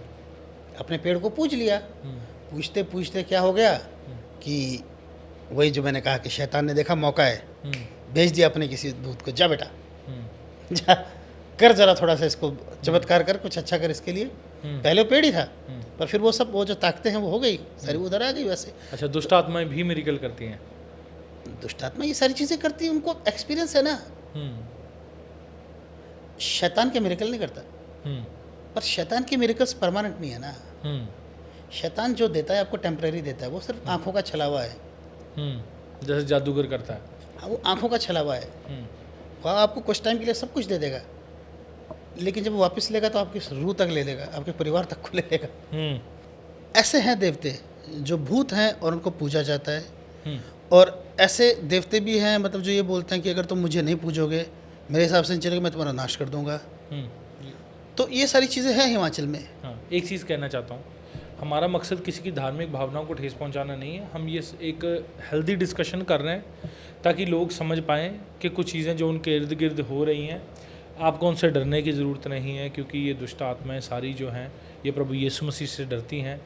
ये जो भूत प्रेत आपको लगता है कि आपको कोई भूत चिंबड़ गया है, हमारे बोलते हैं, मेरे को नहीं पता आपके वहाँ क्या बोलते हैं ना, भूत डरा रहा है, कोई दुष्ट आत्मा डरा रही है, आपको डरने की ज़रूरत नहीं है, क्योंकि ये सभी दुष्ट आत्माएँ प्रभु यीशु मसीह से डरती। तो ब्रदर, ये इल्यूमिनाटी जो है, ये इनका हम मान लेते हैं, इनका ओरिजिन जो है ऐसे ओरिजिन से लेकर के अभी करंट सिचुएशन तक मैंने आपको बता दिया। लेकिन एक चीज़ और भी पैदा हुई थी जिसको बोलते हैं प्रोटेस्टेंट फेथ, जो कि मार्टिन लूथर करके एक थे, मार्टिन लूथर, हाँ, वो लेके आए। जो विश्वास आज आप और मैं फॉलो कर रहे हैं, वो वाला विश्वास, जिसमें कि हाँ, चर्च रिस्पेक्टफुल है, आपकी प्रार्थना सभा जहाँ आप जाते हैं वो इज्जत के योग्य है, और परमेश्वर का हर दास दुगने आदर के योग्य है, बिल्कुल। ये सब हम जानते हैं। लेकिन ऐसा नहीं है कि किसी को बोलने की आज़ादी नहीं है, किसी को और चीज़। हम रोकते हैं बुरा करने से, अबॉर्शन गलत है। बाकी अभी थोड़ी देर पहले मैंने बताया कि जो गलत है, जो चीज़ें गलत है उनके लिए हम रोकेंगे ज़रूर, लेकिन हम आप पे थोपेंगे कुछ नहीं। आप आते हो, विश्वास करते हो, मानते हो, बहुत अच्छी बात है। नहीं मानते हो तो नमस्ते। हम ना तो आपके ऊपर कोई सज़ा मुकर्रर करेंगे, बिल्कुल, ना ही हम आपको पकड़ के ये बोलेंगे कि जय यीशु के बोल, नहीं तो गोली मार देंगे। हम वो नहीं करने वाले। हम आपका भला चाहते हैं, आपके लिए प्रार्थना करते हैं। अगर कोई आपको ये बोलता है कि आकर के प्रेयर में आइए, तो आपके भलाई के लिए बुला रहा है आपको। वो उसको आपसे कोई मतलब नहीं है, बिल्कुल। लेकिन उसको एक चीज़ से मतलब है। अगर कोई ऐसा है तो शायद वो ये सोच रहा है कि यार जैसे मैं बचाया गया हूँ, मेरा मन बदला है, मेरा जीवन बदला है, काश मेरे इस भाई का, इस बहन का भी बदल जाए जी। काश इसका भी अच्छा हो। आप आते हैं, आइए, ठीक है, सुनिए, अच्छा लगता है कंटिन्यू कीजिए, नहीं लगता है चले जाइए। हम कौन सा पीछे दौड़ रहे हैं आपके, बिल्कुल, है ना। किसी फेथ को मैं देख रहा हूँ, पर ब्रदर देखिए, मैं ये बात बोलता भी हूँ, पंजाब में ना बहुत मीम्स और ये मजाक बनता है, आई डोंट लाइक इट, है ना। मजाक बनाया जा रहा है प्रभु यीशु मसीह के फेथ का, लेकिन इसमें कहीं ना कहीं शायद हमारे ही कुछ लोगों के हाथ भी है। गलती हमारे लोगों की है। कुछ ऐसे लोगों का हाथ है जिन्होंने जानबूझ के, मतलब जिन्होंने तमाशा बनाया। तो अगर आप तमाशा बनाओगे तो लोग तो देखेंगे तमाशा। तो खुद भी तमाशा बन रहा है बाद में। खुद भी तमाशा बना दिया। परमेश्वर रखता नहीं है वैसे कुछ, ये बात ध्यान रखिए आप। मैं इतना कहना चाहता हूँ ब्रदर कि जिस दिन मैं अपने परमेश्वर के नाम को व्यर्थ यूज़ करने लग जाऊँ, या जिस दिन मैं अपने परमेश्वर के कामों का क्रेडिट लूँ, या जिस दिन जिस दिन कोई मुझे आके पापा जी बोले और मैं उसे ना टोकूं सिवाय मेरे बच्चों के, तो परमेश्वर मुझे उठा ले उस दिन, खत्म मेरी आपको सेवकाई। लगता है पापा जी कॉन्सेप्ट बाइबल का नहीं है? पापा जी कॉन्सेप्ट मेरे हिसाब से नहीं है बाइबल का। क्यों? बाइबल का कॉन्सेप्ट है भाई वाला, ब्रदर। करेक्ट है, करेक्ट, ब्रदर करेक्ट है। और आपका बाप या तो वो है जिसने आपको पैदा किया, या स्वर्गीय बाप है। और अगर आपको कोई बोल रहा है, ठीक है, आउट ऑफ रिस्पेक्ट बोल रहा है, आप रोकिए उन्हें, टोकिए उन्हें, और आप वचन प्रचार कीजिए, अपना प्रचार मत कीजिए। परमेश्वर की महिमा अगर आप लेना चाहोगे तो गलत है ब्रदर वो। सेम वैसे ही जैसे मैं क्या बोलूँ आपको कि अगर मैं आपके लिए प्रार्थना कर रहा हूँ, परमेश्वर ने आपको चंगाई दे दी,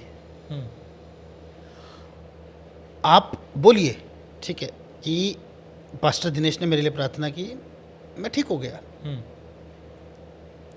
लेकिन अगर पास्टर दिनेश आपको बार बार बुलाए कि जिस दिन कलीसिया में 10 नए लोग आए हैं, और मैं बोल रहा हूँ भाई आओ आके गवाही दो, और आप बोलो पास्टर जी ने प्रेयर की और मैं ठीक हो गया, फिर मैं बोलूँ मैंने प्रार्थना की और भाई ठीक हो गया, गलत है। परमेश्वर की महिमा है वो, परमेश्वर की महिमा है। या फिर मैं बोलूँ गवाही देने तक गलत नहीं है, पर ये गलत है सेल्फ जो अपना प्रचार। परमेश्वर गवाह तो हम हैं, उसने लिखा तुम गवाह ठहरोगे, वो तो फिर है। नहीं, कई बार होता क्या है पास्टर, किसी के चर्च में है ही 20 बंदे, मान 2 4 5 नए आ गए, तो वो उसी गवाह को खड़ा करेगा जो वहां में हील हुआ। ऐसा क्यों हो गया आपके चर्च में एक ही बंदा हील हो, और ऐसा क्यों है कि सिर्फ आपको हीलिंग की ही गवाही देनी है? नहीं, मैं एग्जांपल दे रहा हूं। मैं समझ गया आपकी बात, मैं आपकी बात बिल्कुल समझ रहा हूँ। लेकिन ऐसा क्यों है कि आपको नए लोगों को विश्वास दिलाने के लिए सिर्फ ये गवाही देनी है कि कोई चंगा हुआ? बिल्कुल। एक और ऐसा क्यों है कि इतने टाइम में अगर आपके क्रिश्चियन में चंगे हो रहे हैं तो कोई एक ही चंगा हुआ, एक चाहिए, ठीक है, परमेश्वर की मर्जी है, उसकी मर्जी वो एक को करे या 10 को करे, बिल्कुल, मैं वो नहीं बोलूँगा उसमें जी। लेकिन सबसे बड़ी गवाही है मेरा जीवन बचा है। परमेश्वर ये गवाही इतनी आम क्यों हो गई है? ये गवाही इतनी आम क्यों? इन गवाहियों के लिए विश्वासियों ने, चेलों ने जाने दी अपनी, जो हम थोड़ी देर पहले बात कर रहे थे, जी किसी को काटा गया, किसी की चमड़ी दे दी गई, किसी को जला, उन्होंने अपनी जान दी इस गवाही के लिए। जी मैं देखिए, मैंने वचन बाइबल मैंने पढ़ी है काफ़ी पूरी, उन्होंने भी शायद एक या दो इंसिडेंट ऐसा हो, या फिर है ही नहीं, कि जो प्रेरितों के काम के बाद जो विश्वासी है प्रेरितों के काम में, और जो पौलुस की पत्रियाँ, पत्रस की पत्रियाँ, आगे जो जो लिखा है उन्होंने, कि किसी को सही करने के लिए, किसी के जीवन को बचाने के लिए, किसी को विश्वास में लाने के लिए, किसी ने ये बोला हो, किसी ने चंगाई की गवाही दी हो। चंगाई की गवाही मे भी रेयर एक दो हो गई, मुझे याद नहीं आ रही है कि चंगाई की गवाही से गवाह किस चीज़ के गवाह ठहरोगे आप? मेरे दुनिया में आने के, मेरे क्रूस पे चढ़ने के, मेरे मर जाने के और मेरे पुनरुत्थान के गवाह ठहरोगे। नो डाउट मेरा यीशु मसीह आज भी जिंदा है, आज भी चमत्कार करता है, वो आज भी मुर्दों को जिंदा कर सकता है। लेकिन मैं ये कहूँगा, विश्वासी हो या कोई बिना विश्वास, क्या कोई बाहर के सुनने जो विश्वास नहीं करते, अगर कहीं आपको पैसे देके प्रार्थना करानी पड़ रही है, बिल्कुल मत जाइए वहाँ पे। अगर आपको पैसे देके प्रार्थना करानी, बिल्कुल मत जाइए। और अगर कोई आपको सिर्फ इसलिए बुला रहा है कि आ जाओ चंगे हो जाओ, मत जाइए वहाँ पे। चंगे होना नहीं है, सिर्फ जीवन बदलना है। मेरा प्रभु यीशु मसीह हर पल का खुदा है, एक एक सेकंड का, एक एक सांस का परमेश्वर है वो आपके। नहीं को पास ये चीज़ ना, एक ये भी है ना, कई बारी फॉर एग्जाम्पल को बीमार है, मैं उसके पास जाता हूँ ना, मैं उसको बताता हूँ भाई मैं तेरे लिए प्रेयर करता, परमेश्वर तुझको ले जाकर, सही है, ठीक है। तो वो उसकी मेंटालिटी क्या होती है कि ये मेरे पे प्रेयर करेगा, मैं आज ही ठीक हो जाऊँगा। मैं उसको बोलता हूँ भाई आपको चर्च जाना पड़ेगा, आप चर्च जाकर ठीक हो जाओ। वो सही है, बुलाइए मैं अभी वो इस साइकोलॉजी से आ रहा है कि मैं चर्च जाके ठीक हो जाऊँगा। वो पहले दिन चर्च गया, उसने जाकर देखा कि यार वहाँ पे लोग हैं, लोगों ने दवाइयाँ दी, उसका फेथ बिल्ड हो। अगर ये हो सकता है तो मैं भी हो सकता हाँ। तो उसके बाद उसने दवाइयाँ सुनी कि अगर इसकी ज़िंदगी में खुदा काम कर सकता है तो मेरी ज़िंदगी में कर सकता है, इसका सिरदर्द ठीक कर सकता है तो मेरा सिरदर्द भी ठीक कर सकता है।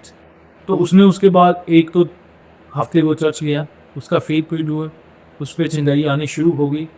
तो उसने महसूस किया कुछ तो है इस परमेश्वर में, जिनको मैं पहले मान रहा था, जिसको मैं पहले फॉलो कर रहा था, उसने मेरी ज़िंदगी में काम नहीं किया। मैं अपनी लाइफ की आपको टेस्टमनी देता हूँ। जब हम प्रभु यीशु मसीह में आ गए थे तो मेरे दादाजी फेथ में नहीं थे उस वक्त। तो उनको क्या हुआ, एट सर्टन उनको पैरालाइज का अटैक हुआ, उनकी एक साइड बंद हो। तो हमने उनको कहा कि दादू आपको चर्च जाना पड़ेगा, परमेश्वर आप पे रहम करेगी, वो आपको ठीक कर दे। वो कहते नहीं, जिनको मैं मानता हूँ ये मुझे अलाउ नहीं करते चर्च जाना। लिटरली उन्होंने ये वर्ड। तो मेरे दादाजी एक ऐसी पोजीशन पे थे जहाँ पे लोग उनके आके पैर पड़ते थे, लोग उन पे मतलब कि उनसे प्रार्थनाओं की आस करते थे कि उस हमारे से पे आता। तो हुआ क्या, एक हफ्ता मेरे ब्रदर ने बोला कि आप ऐसा करो, जो कर रहे हो, जिनको पुकार रहे हो आप पुकार रहे हो, बोलो मेरे को ठीक कर दे, मेरे को आप बेड पे नहीं चाहिए, मेरे को आप ठीक चाहिए। आप बिलीव करना, मेरे दादू ने हर एक को कोशिश की, हर एक उस शख्स को पुकारा जिसको वो पुकार सकता था, मगर एट द एंड उन्होंने फ्राइडे को हम ये बोल दिया कि फलाना फलाना वो मेरे सपने में आया, उसने बोला मेरे हाथ में तेरा सब्मिशन है, तू चर्च चल जा तो ठीक हो गया। आप बिलीव करा। तो फ्राइडे को रेडी थे, उन्होंने सैटरडे, मैं नहीं जानता उन्होंने सैटरडे का मेरी कैसे निकाला। वो संडे सबसे पहले वो अर्ली मॉर्निंग उठे, वो नहा धो के रेडी हो गए, जितना नाम को करवा सकते थे क्योंकि वो पैरालाइज में थे, और वो फर्स्ट वीक में टोटल हील हो, पैरालाइज कंप्लीटली। और जिन डॉक्टर से उनका ट्रीटमेंट चल रहा था, डॉक्टर वाज शॉक। डॉक्टर था, उनका बेटा MBBS पढ़ रहा था, वो साथ में प्रैक्टिस कर रहा था। तो डॉक्टर कह रहा है कि मेरा 40 साल का तजर्बा है, मैंने अपनी लाइफ में पहला ऐसा पेशेंट देखा जो 3 हफ्ते में ठीक हो गया, 2 या 3 हफ्ते में, है ना। तो वो उसका बेटा कह रहा है, उसके बेटे को उसका बेटा चेक कर रहा था, तो उसने बुलाया, पापा ऐसा सा हुआ है, ये लास्ट वीक से हमसे दवाई ले रहे हैं, इससे पहले को अटैक हुआ था, तो ये बंदा ऐसे कुछ हफ्तों में ठीक हो गया। तो उसके फादर ने चेक किया, कहते ये पॉसिबल ही नहीं, क्योंकि जब हम उनके पास गए थे डॉक्टर ने बोला इनके दिमाग की नस फट गई है, इस वजह से नस उनकी सुबह 6 बजे फटी, हमने उनको शाम को 6 बजे देखा, क्योंकि जब उनकी दिमाग की नस फटी ना, तो उस वक्त हम रेडी हो गए, 9-10 बजे चर्च पहुँच गए। तो मेरे दादी को लगा कि शायद इनकी वैसे बाजू जो है वो स्मोकर ही है, या पेट की टांग वैसा बुजुर्ग है, बर्के नहीं कर रही होगी। तो उन्होंने हमें बताया ना, उन्होंने बोला चलो रेस्ट कर रहे हैं, 10 बजे उठ जाएंगे। उनको 10-11 बजे जब पता चला तो उन्होंने कहा कि नहीं ज़्यादा कुछ नहीं होगा, वैसे कुछ हुआ होगा, फिर चलो कोई बात नहीं, खाना वाना खाएंगे। तो फिर इनका ना जब वो इफेक्ट पड़ा तो धीरे धीरे उनका मुंह टेढ़ा होना शुरू हो गया। तो उन्होंने हमारी गली में कोई फैमिली रहती थी, उनको बोला, वो उन्होंने डॉक्टर को दिखाया तो उनको पता चला। तब हमें चर्च से आने से 1 घंटा लग गया, तो हम जब आए तो मतलब वो चीज़ सारी हो चुकी। तो मतलब इतना टाइम पीरियड उसमें पड़ चुका था कि डॉक्टर ये चीज़ जानते थे ये बच गया है बंदा तो उस पर खुदा नहीं गिर पाए, तो वो 1 हफ्ते में ठीक हुआ तो डॉक्टर मानता। अभी उन्होंने बाद में प्रभु यीशु मसीह को ग्रहण कर लिया, मगर उसमें मेन ये जरूरी है। हाँ की ये जरूरी है। नहीं बिल्कुल बिल्कुल, मगर की पॉइंट में रहा कि जो परमेश्वर मेरे को हील कर सकता है वो मेरे को साल्वेशन तो दे ही सकता है।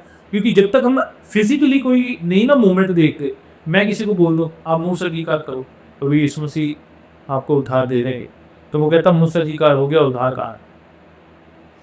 बिल्कुल सही है। मैं यही आपकी पूरी जो दवाई थी, जी परमेश्वर करता है ऐसा। जी बिल्कुल यार तो ये लोग बोलते हैं चंदाई मीटिंग्स वगैरह क्यों करते हो, क्योंकि हमारा प्रभु यीशु मसीह चंगाई देता है। एग्जैक्टली, विश्वास से आओ देगा चंगाई।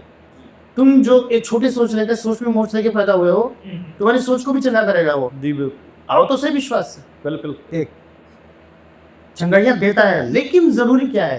तो चंगाई के बाद उद्धार ग्रहण करना। अगर सिर्फ मेरा जो मलाल है, मेरा जो शिकायत है, वो उनसे है जो सिर्फ चंगाई और चमत्कार को वो बनाते हैं, क्या बोलते हैं, प्रभु यीशु मसीह का की पॉइंट बना की पॉइंट बना देते हैं। एग्जैक्टली है ना, कि वो कॉम्प्लेट होता है ना कि चंगाई मिलेगी। मैंने वही बोला कि ये एडवर्टीज कर रहे हैं। मैं एडवर्टीजमेंट ऑल ओवर चंडीगढ़ देखता हूँ लगे हुए हैं। प्रार्थना सभा भी आइए, चमत्कार होगा, चमत्कार है आपके लिए। अरे चमत्कार करता है वो, पर चमत्कार एक मूवी है यार, बहुत अच्छी, मुझे डायलॉग याद आया, अक्षय कुमार और उसकी परेश रावल की, ओ माय गॉड, है ना। उसमें अक्षय कुमार का एक डायलॉग है, मैं चमत्कार करता हूँ इसलिए भगवान नहीं, और भगवान इसलिए चमत्कार करता हूँ। तो पार्ट है, यीशु मसीह करता है चमत्कार आपके जीवन में, वो उसके साथ उसके पास आने का एक हिस्सा है। बिल्कुल, यीशु मसीह इज नॉट ओनली अबाउट चमत्कार, ही इज बिल्कुल salvation, is salvation, deliverance, फिर चमत्कार है। क्योंकि अगर आप सिर्फ चंगाई के लिए आते हो तो ब्रदर वचन में ना, एक वचन मैं आपको बताता हूँ कंटेस्ट, कि अगर मेरी आंख पाप करती है, तेरी आंख पाप करती है, भला है तो अपनी आंख को निकाल के फेंक दे। कहीं ऐसा ना हो कि तेरा पूरा शरीर उस आंख की वजह से नरक की आग में जले। तो बिना चमत्कार से मैं रह लूंगा, लेकिन वो सैल्वेशन जरूरी है। बिल्कुल, नरक और स्वर्ग जरूरी है। ये मैं आज आपको मैं बताता हूँ, नेक्स्ट टाइम जब आप बुलाएंगे जी हम नरक और स्वर्ग पे बिल्कुल जरूर प्रचार करेंगे अंतिम दिनों में, क्योंकि लोगों को लगता है ये सिर्फ एक फेरी टेल है। ये कितना सच है, वचनों से हम बात करेंगे, कितना सच है कितना रियल है, इस पर हम बात करेंगे। तो हाँ, तो एक फेथ जिसपे आप और मैं अभी तक टीके हैं, वो प्रोटेस्टेंट फेथ मार्टिन लूथर जी लेके है, जी अभी तक चल रहा है और चलेगा, चलता रहेगा। और मैं इस चीज़ से नहीं डरता कि लोग जो क्या बोलते हैं भला बुरा बोल रहे हैं या सता रहे हैं, या कहीं मैं सुनता हूँ कि कई विश्वासियों को मार रहे हैं, जला रहे हैं। मैं, क्योंकि ऐसा हुआ था पहले, और उस समय पे विश्वासी और परमेश्वर की कलीसिया इतनी बड़ी थी कि कंट्रोल करनी मुश्किल हो गई थी। तो सताव से तो मैं नहीं डरता, ये बात तो पक्की है। दूसरी बात ये कि आप गुंडागर्दी करके तो शायद हमें चुप करा लो, लेकिन सत्य और वचन से नहीं चुप करा सकते। गुंडागर्दी से भी नहीं करवा सकते, क्योंकि जिस परमेश्वर का दल है वो चलिए, वो तो बात अलग है ना, वो बात अलग है कि गुंडागर्दी से भी नहीं करवा सकते, है ना। पर अगर आप सोचो कि नहीं चलो 10 लोग मिलके किसी एक को अकेले में पकड़ दो तो बात अलग है, लेकिन अगर आप वचन से आओगे तो शायद नहीं कर सकते, क्योंकि हम सच्चे परमेश्वर के वचन बोलते हैं। और मैं एक चीज़ बोलना चाहूँगा कि मैं आपके, ना मैं और ना ही हमारा विश्वास, ना तो आपके किसी रिलीजन को बुरा बोलने की अनुमति देता है, बिल्कुल, ना आपके भगवान को बुरे बोलने की अनुमति देता है, लेकिन हम रिलीजन नहीं, हम फेथ है। ये बात पक्की है कि हम विश्वास है। हमें कहा गया जाकर चेले बनाओ, ना कि जाकर ईसाई बनाओ, बिल्कुल नहीं कहा गया। चेले भी प्रभु यीशु मसीह के। चेले क्यों प्रभु यीशु मसीह के? ओ अपने नहीं, अपने नहीं। तभी मैंने वो पापा जी वाला कॉन्सेप्ट माना किया कि कहीं मैं खुद पापा जी ना बन जाऊँ। वो मुझे खुद नहीं बनना है। मैं चाहता हूँ कि जितनी जितनी तारीफें आए, जितने काम परमेश्वर मेरे द्वारा करे, या जितने पॉडकास्ट से पहले भी पॉडकास्ट सुन के जो करीब करीब कई कई 100 लोगों ने मुझसे कांटेक्ट किया है, कई 100 लोगों ने मेरे से प्रार्थनाएं करवाई है, कई कई सैकड़ों लोग हैं जिनके जीवन बदले, जिन्होंने सीखना चाहा। मैंने उनसे बात भी की, उनको समझाया भी, सिखाया भी, जिनके जीवन बदले हैं ना। मैं चाहता हूँ कि कोई एक, अगर मेरा नाम ना ले मत लेना, लेकिन उसका नाम लेना मत भूलना कि मुझे मेरे जीवन को प्रभु यीशु मसीह ने बदला। लोगों पे। किस चीज़ है? अच्छा, अभी पंजाब में जो अपने पापा जीवन सत्य की बात की, पंजाब होगा, एक्चुअल में आपके हिसाब से स्पिरिचुअल फादर का कॉन्सेप्ट बिब्लिकल नहीं है? स्पिरिचुअल फादर का कॉन्सेप्ट है, लेकिन यार स्पिरिचुअलिटी के फादर का कॉन्सेप्ट नहीं है कि आप पूरी स्पिरिचुअलिटी के पापा बन जाओ। स्पिरिचुअल फादर और स्पिरिचुअलिटी फादर, समझ रहे हैं ना दो बात है? ये दो अलग अलग या फर्क है? एक आत्मिक पिता है, ठीक है, जिनके द्वारा चलिए मान लो हम विश्वास में आए, है ना, उन्हें आत्मिक स्पिरिचुअल फादर का कॉन्सेप्ट है। लेकिन ऐसा नहीं है कि मैं जिनके द्वारा आया विश्वास में, मैं मतलब जिनके द्वारा आया उनको भी नहीं मानता स्पिरिचुअल फादर। मेरे द्वारा जो विश्वास में आए हैं, मैं नहीं कहूँगा मुझे स्पिरिचुअल फादर मत मानो। आपकी तरह I am brother in Christ. फिर तो देखिए ब्रदर, बिब्लिकल कॉन्सेप्ट है नहीं है वो बात की बात है, लेकिन मैं इतना जानता हूँ, ये वो हम उसी पर डिस्कस कर रहे हैं। मैं इतना जानता हूँ कि प्रकाशित वाक्य में जहाँ से कलीसिया शुरू हुई है, जहाँ से कलीसिया शुरू हुई है जी, प्रकाशित वाक्य में जब वो लोग मिलते थे तो एक दूसरे को भाई और बहन करके संबोधित करते थे, क्योंकि हमारा फादर एक है जी, और हम उसके कलीसिया की देह है। जी। वो तो इससे भी बड़े प्रभु यीशु मसीह ने कह दिया कि तुम मेरे भाई हो, तुम मेरे दोस्त हाँ। हो। तो ये तो हम कॉन्सेप्ट समझते हैं, मगर अभी अभी मैं क्योंकि जो बात कर रहा हूँ, क्योंकि जिस पे आपने छुआ, जिस मतलब की अभी पंजाब में ना बड़े सारे लोग कंफ्यूज हैं, वो 100 से ज़्यादा पास्टर दो पापा हुई, वो लगता है ये सभी जो पास्टर है वो फादर ही है। नहीं है ना? नहीं, टोटली रॉन्ग। वैसे आपके हिसाब से स्पिरिचुअल फादर कॉन्सेप्ट बिब्लिकल है कि नहीं है? अच्छा, मेरे हिसाब से तो नहीं है ब्रदर, मेरे हिसाब से भाई है। नहीं नहीं, भाई तो है वो। जब जब खुद प्रभु यीशु मसीह ने बोल दिया कि तुम मेरे भाई हो, आपने ही कहा, जी। तो फिर मैं किसी को पापा क्यों बोलूं? तो फादर भी है ना। जो आपके फादर है वो तो फादर है। नहीं, अच्छा ठीक है, जो फादर है तो वो फादर, वो अल्टीमेट फादर परमेश्वर है ना वो। जी। एक बात बोलूं मैं आपको, मैंने तो किसी को गुरु तक नहीं बोला आज तक जिंदगी में। गुरु मतलब टीचर, गुरु सिर्फ रब्बी, जो गुरु है ना वो शब्द सिर्फ प्रभु यीशु मसीह को उनके चेले कहा करते थे। वो टीचर बोलते थे ना, जो ट्रांसलेशन है। हाँ टीचर बोलते हैं ट्रांसलेशन में, कि जो रब्बी वर्ड है ना गुरु, उसका हमारे हिंदी में ज्यादा अच्छा हुआ है। जो हमारे हिंदी में इसका ट्रांसलेशन ज्यादा अच्छा है, गुरु वाला। गुरु तो टीचर को बोलते हैं ना। टीचर शिक्षक है, सिखाने वाला। शिक्षक और गुरु में फर्क है। अच्छा, क्या? शिक्षक, शिक्षक कौन है? स्कूल वाला टीचर। हाँ। एक गुरु कौन है? The one who teaches life. तो वो भी लाइफ के बारे में तो कुछ किताबें, वो किताबें और उनमें जिंदगी में फर्क है ना ब्रदर। नहीं, वो तो हमारी जिंदगी में काम आते हैं। फॉर एग्जांपल मेरे को मेरे टीचर मॉरल साइंस से याद है, तो मेरे को मॉरल उस समय लग रहा है ना, लाइफ में काम आएगी। अरे आप मेरी बात नहीं समझ रहे।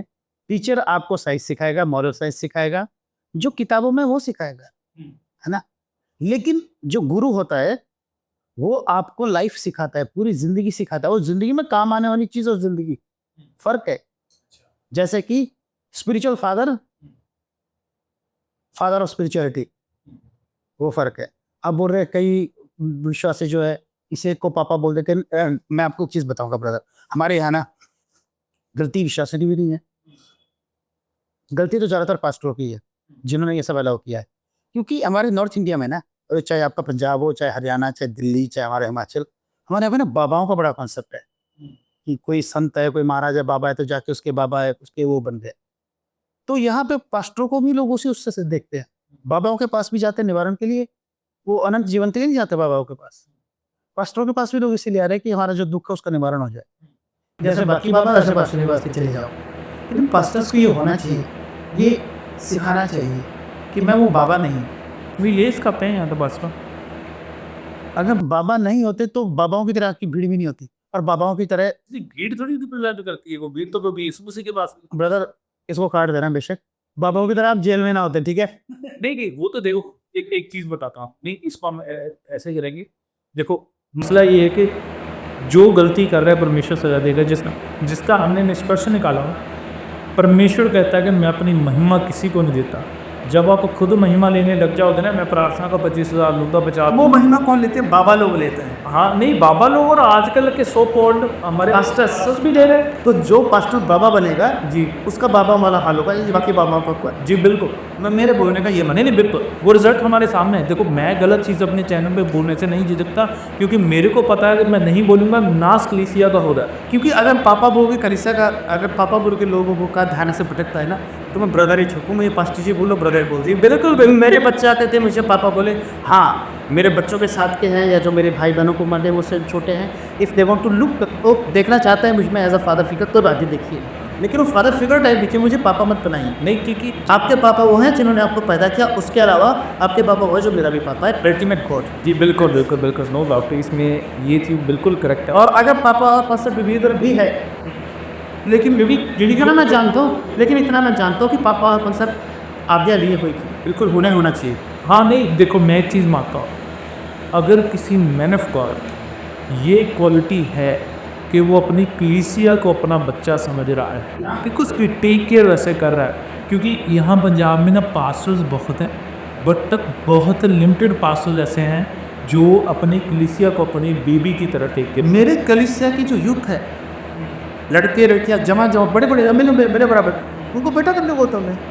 मुझे वैसे जैसे मेरे बच्चे हैं ना, वैसे उनके साथ मेरे को वैसे अच्छा लगता है। बिल्कुल। जैसे मेरे बच्चे को बेटे करके बोलता हूँ, ठीक है। और मैं ये नहीं चाहता कि उस बेटे के बच्चे तो मुझे पापा जी बोल लेना चाहिए। जितनी ये आपका थॉट है, मैं आपको क्लियर करता हूँ ये चीज़। जब तक मैं ये मांगता हूँ, आप ना खुदा से डरते हो, मगर फिर भी आप पाप करते थे। आप ये जानते हो कि वो सदा आपको देखता है ना। आप किसी मैन ऑफ गॉड की टीचिंग के अधीन चल रहे हो, आप उस पर बहुत बार पूर्ण विश्वास तभी कर पाओगे जब आप उस मैन ऑफ गॉड पर विश्वास करोगे। नहीं तो बहुत दफ़ा पता क्या होता है, अगर मेरे को मेरा भाई समझा रहा है, मैं उसकी रिस्पेक्ट नहीं करता, तो मेरे को जवानी की कदर नहीं है उसके समझाए, टू बी वेरी ऑनेस्ट। मेरा फादर समझा रहा है, क्योंकि जैसे जवान बच्चों को समझाते हैं ना कि बेटा नशा नहीं करना, ये नहीं करना, अगर वो अपने बाप की रिस्पेक्ट ही नहीं कर रहा है तो कभी इस बात पे गौर नहीं करेगा। तो उस बंदे की बात पे गौर करेगा जिसको एडमायर करना है, जिसको चाहे वो अपना सेलिब्रिटी समझ रहा है, जो भी समझ रहा है, उसकी बात पे वो गौर करेगा। अगर मेरे कहने का मतलब ये है, अगर आप किसी मैन ऑफ गॉड को वो प्लेस दे चुके हो कि आप उसको एडमायर कर रहे, प्लस आपको उसके वर्ड्स इम्पेक्ट कर रहे हैं आपकी लाइफ पे, क्योंकि मैं ये मानता हूँ, लेकिन मैं आपको की बात है, बहुत ट्रिकी बात, बहुत ट्रिकी बात है। नहीं लेकिन मैं आपको सिंबल करके समझाता हूँ, इससे सिंबल करके समझाता हूँ। ये मैं ये मानता हूँ, हमारा पहला इश्क खुदा से भी पहले इंसान से होता है। हम मानते हो इस चीज़ को? फैसला करिए, खुदा से भी पहले, चाहे वो आपकी माँ हो, चाहे वो आपका बाप हो, आपका पहला प्रेम इंसान से होता है, खुदा से आप बाद में झुकते हो। नो डाउट आप स्पिरिचुअल रिलेशन में उसके साथ कनेक्ट हो। वैसे ही चर्च में कई बार होता है, जैसे मेरी लाइफ में क्या हुआ, मैं एक चर्च में जब मैं एक ऐसे परिवार में जब किया जहाँ पे बचपन से ही मुझे प्रभु यीशु मसीह के बारे में बताया। मैं प्रभु के लिए सीरियस नहीं था, 1% भी नहीं था। आप बिलीव करना, मैं तब 8वीं या 10वीं में पढ़ रहा हूँगा, जब तक मैंने चर्च का पूरा सरमन भी अटेंड नहीं किया होगा। चर्च का एक पूरा सरमन, एक क्रिश्चियन फैमिली में होने के बावजूद। तो मैं एक ऐसी चर्च में गया जहाँ पे मैंने वर्ड जब सुना ना, मेरी स्पिरिट में चुभ गया। और मैंने जब उस वर्ड पे मैंने यार क्या परमेश्वर के कलाम में लिखा है, और उसके बाद दूसरा थॉट जो मेरे माइक में खा रहा है, यार क्या इस बंदे ने समझाया। मेरा पहला प्यार ना उस बंदे से हो गया। तो मैंने कहा यार कि इस बंदे ने जो बातें बताई है ना, वो बड़ी प्रभावशाली है, वो ये मेरी लाइफ को छू गई। और बड़े सैकड़ों ही ऐसे बंदे हैं जिन्होंने ये कहा यार इस बंदे की आवाज़ सुन के हमें कुछ होता है। ये नॉन बिलीवर लोगों की, जो प्रभु यीशु मसीह पे विश्वास नहीं करते, वो ये चीज़ मानते हैं, क्योंकि हम मानते हैं जो बंदा खुदा के साथ लॉली रहता है ना, उसके साथ एक रिलेशन रहता है, उसका मसा उसके चेहरे पे चमकता है उसके तो वक्त में। ये बात हम विश्वासी कब समझेंगे कि जो वचन बोल रहा है जी, वो नहीं बोलता, परमेश्वर का रूह बोलता है। हमें ट्रस्ट तो करना पड़ेगा ना बंदे पे परमेश्वर का कि वो रूह। खुदा की ओर से बोल रहा है। क्योंकि अगर कोई बंदा खुदा की ओर से बोल रहा है मैं उस पर ट्रस्ट नहीं कर रहा, तो मेरे पर वो कभी असर नहीं करेगा। ऐसा हो ही नहीं सकता। अगर खुदा की तरफ से कुछ बात है ना, जीवित वचन है ना, वो चुभेगा ही चुभेगा, क्योंकि वो जिंदा वचन है। और जिंदा वचन तब चुभता है अगर बोलने वाला पाक रूह में होकर बोल रहा है। नहीं, पाकरू में तो मूसा भी था ना, खुदा का आत्मा उस पे था, उसके चेहरे से तरंगे चमकती थी, और इजराइली नहीं मान रहे थे, इजराइलियों को पता ही नहीं पड़ी। मूसा के अंदर से पाक रूह नहीं बोलता था। नहीं, खुदा का रूह उसमें जो वो बोल रहा था ना, खुदा का मसा उसके चेहरे पे था। बाइबल बताती है खुदा का मतलब खुदा का रूह समय समय पे उतरता रहा है अपने लोगों पे। जो बाइबल को जिसको हमने पढ़ा है समझा है ना, सैमसन भी आता था, उसका रूह का मसा उसकी इतनी सामर्थ आती थी। मूसा पे वही आत्मा वो करता था। चाहे उस समय हम ये मानते हैं कि पवित्र आत्मा को कंसेप्ट यीशु मसीह के बाद आया, मगर बाइबल में ये भी लिखा है कि जो आत्मा डैनियल के साथ रहता था, मतलब कोई हाँ, वो सेम पवित्र। फिर उसके साथ कोई था ना, तो मतलब वही आत्मा मूसा के साथ भी होगा, अज्यूम कर लेते हैं अगर हमें डायरेक्ट वर्डिंग नहीं मिलती, क्योंकि होगा नहीं, आत्मा ही वो है। है ना। नहीं, वो जो उत्पत्ति 1:2 में लिखा है ना, हाँ, जो आत्मा पानियों पे मटलाका, वही आत्मा है। वो आत्मा शुरू से लेकर के बाइबल के अंत तक वही आत्मा है। लोगों को नहीं पड़ी थी कि मूसा क्या कह रहा है, इसलिए वो भटकते रहे चांद सा। जब लोगों ने फेथ करना शुरू किया कि मूसा जो कह रहा था वो सही कह रहा था, तो लोगों को रास्ता भी मिला कि आने वाली नस्लों ने देख भी लिया वो देश, दूध और शहद की नदियों का कराम में वो पहुंच भी है। मतलब मेरे कहने का कॉन्सेप्ट ये है कि हमारा पहला प्यार खुदा के बंदे से होता है, उसके जरिए से हम खुदा को जाना शुरू कर देते हैं। अगर हम उस बंदे पे फेथ नहीं कर रहे तो कई बार ये होता है कि खुदा का कलाम भी हमारी जिंदगी में असर नहीं करता। प्रभु यीशु मसीह ने जो बार बार बोला ना कि मैं तुम्हारा भाई हूँ, मैं तुम्हारा दोस्त हूँ, मैं तुम्हारा पिता हूँ, मैं दूल्हा हूँ, ये चीज़ें परमेश्वर ने सिचुएशन टू सिचुएशन वो चीज़ें चेंज करते रहे, है ना। यहोवा परमेश्वर हमेशा यहोवा परमेश्वर है, वो सिचुएशन नाम चेंज करते रहे। मैं यहोवा यरीब में तुझे मुहैया दूंगा, मैं तेरा यहोवा राफा मैं तेरे को हील करूँगा, मैं तेरा यहोवा शालोम हुआ उनको शांति दूंगा ना। जो भी उन्होंने मतलब बाइबल में कई नाम लिखे गए हैं ना, तो वो उनके करेक्टर के हिसाब से जो उन्होंने वो करता रहा वो आपका जो ये मैन ऑफ गॉड वाली रिस्पेक्ट की बात है ना ब्रदर, ये ऐसी चीज़ है ना कि बहुत ट्रिकी चीज़ है जो मैं बोल रहा हूँ ना, बहुत ट्रिकी चीज़ है। इस पे हम बातें जितनी मर्जी करेंगे, टाइम होता जाएगा, रात्रि हो जाएगी, यहीं पे बातें होती रहेगी, डिस्कशन होती रहेगी। लेकिन मेन बात हमारा क्या है, मेन बात आप और मैं तो क्या है, लेकिन जो पवित्र आत्मा है ना, पवित्र आत्मा का काम है टू ग्लोरीफाई जीसस। एग्जैक्ट। तो अगर लोग आपको एक बार देख के हो भी रहे हैं इम्प्रेस, नहीं वो इम्प्रेसिव खुदा की वजह से हो रहे हैं ना, वो आपकी खूबी नहीं है ना। खुदा की वजह से भी हर बार नहीं होता इम्प्रेशन, खुदा की वजह से हर बार नहीं होता इम्प्रेशन। कई बार आपकी पर्सनैलिटी ऐसी, मैं मान लिया कि आपको पैदा ही परमेश्वर ने किया है, आपकी पर्सनैलिटी परमेश्वर ने बनाई, तो चलो वो हो गया। लेकिन वो छोड़िए बाद में, वो आत्मा वाला वो और जो आत्मा वाला जो क्या बोलते हैं इम्प्रेशन है, आत्मा वाला ऑरा और एक एज अ ह्यूमन वाला ऑरा, वो अलग हो सकता है। मैं हर जगह आत्मा की बात थोड़ी करता हूँ, लेकिन लोग मुझसे इम्प्रेस होते हैं। सेम ऐसा है कि अगर आ रहा है ना, तो जो पवित्र आत्मा तारीफ अपने पास नहीं रखता, वो उसको ग्लोरीफाई करता है। तो हमें तो सबसे पहले करना चाहिए काम। नहीं, जो मैन ऑफ गॉड की वैसे आप बात कर रहे हैं, मतलब ये जो है इनमें से जो जेन्युइन है ना, वो खुदा को ही ग्लोरीफाई करते हैं। अभी पंजाब और रही बात ट्रस्ट की, ये लोग ट्रस्ट कैसे करेंगे, ठीक है। अगर आप ट्रस्ट नहीं जीत पा रहे ना लोगों का, तो आप पहले परमेश्वर का ट्रस्ट जीत लो। ट्रस्ट का तो मैं कहता हूँ फंडा ही हुई है। ट्रस्ट आप किसी पे भी मत करो। बाइबल कहती है पेड़ अपने फल से पहचाना जाता है। अगर आप उसमें फल मिल रहे हैं तो जान लो ये बंदा जेन्युइन है, अगर आप उसमें फल नहीं मिल रहे तो जान लो ये बंदा। और मेरे हिसाब से पापा जी वाला कॉन्सेप्ट गलत नहीं, जब मैं इस चीज़ को, क्योंकि अभी यो आप मानते हैं इस बात को? हाँ नहीं, मैं तो देखो संत पौलुस कहते हैं, पापा जी वाला कॉन्सेप्ट आपके लिए ठीक है? नहीं मैं आपको बताता हूँ, मैं आपको क्लैरिफाई करता हूँ। मैं ये मानता हूँ संत पौलुस कहते हैं कि सिखाने वाले चाहे करे 10,000 हो, पर फिर भी मैं आत्मा में मैं तेरा पिता कहा, क्योंकि वो जानता है इसको जो मैं ग्रूम कर रहा हूँ। मैं स्पिरिचुअल फादर के कॉन्सेप्ट को क्यों मानता हूँ, मतलब है बाइबल में। नहीं मैं बताता हूँ मैं क्यों मानता हूँ इसको। मैं मान लो आज मैंने दारू पीनी शुरू कर, मेरे दोस्त कहेंगे यार क्या बात है, बढ़िया किया तूने, बैठ के पैग लगाया था मेरा। मेरे कोई दूसरा लफ्ज़ में तो चाहे जितना मर्जी प्यार कर रहा हूँ, वो मेरे को कहेगा बढ़िया यार। जो बंदा मेरे से मतलब कि कुछ अच्छा है वो कहेगा चल ठीक है यार तेरी मर्जी है, मगर मेरा फादर जानता है मेरे लिए गलत है ये, वो मेरे को रोकेगा। अगर वो मुझसे प्यार करता है और वो खुद दारू नहीं पी रहा, क्योंकि ये भी कंडीशन है, अगर फादर खुद पी रहा है तो वो कहेगा कि आप यार तुम। तो मे बी पॉलुस ये बताना चाह रहा है कि आत्मा में तेरा फादर फिगर ठहरा। हाँ, बाकी इस बात पे डिबेट हो आती है, डिबेट तो नहीं, डिस्कशन इस बात पे खत्म नहीं। डिस्कशन देखिए करनी चाहिए, अगर करनी है आगे तो आगे भी करेंगे, पर मैं इतना मानता हूँ कि पॉलुस ने जिस मर्जी कॉन्टेस्ट में कहा हो कि मैं तेरा आत्मिक कोई पिता ठहरा आत्मिक रीति से, वो कॉन्टेस्ट अलग है। ये पापा जी वाला ट्रेंड मेरे हिसाब से तो बिल्कुल गलत है।